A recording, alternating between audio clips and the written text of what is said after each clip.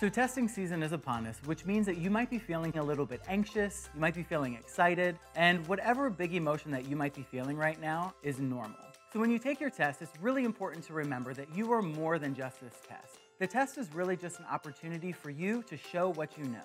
Now, when you arrive to school, your teachers might seem a little bit more stressed than normal. Maybe your principal seems a little bit more stressed. Maybe your friends. Everyone reacts to the exam in different ways. And what's important to remember is just to focus on yourself.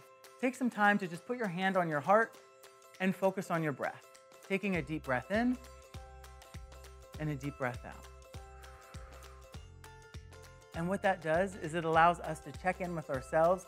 It tells our amygdala and our brain that, hey, we can calm down and not allow those big emotions or those big feelings to get in the way.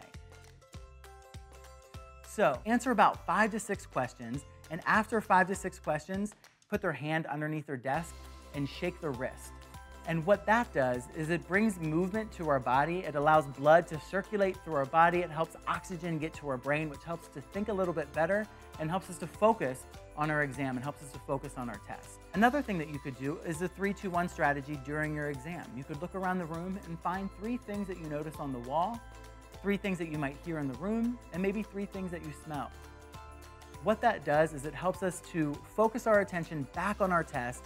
It allows our brain to calm down so that when we go back and we start doing our test again, it allows us to really make sure that we're doing our best work.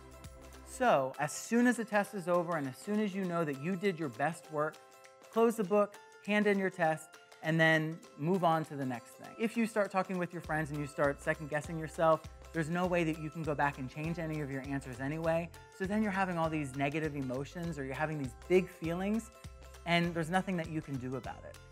So regardless of what the outcome is on your exam, it's really important to remember that you have learned something new this year. You have grown in other ways other than what this test may or may not measure.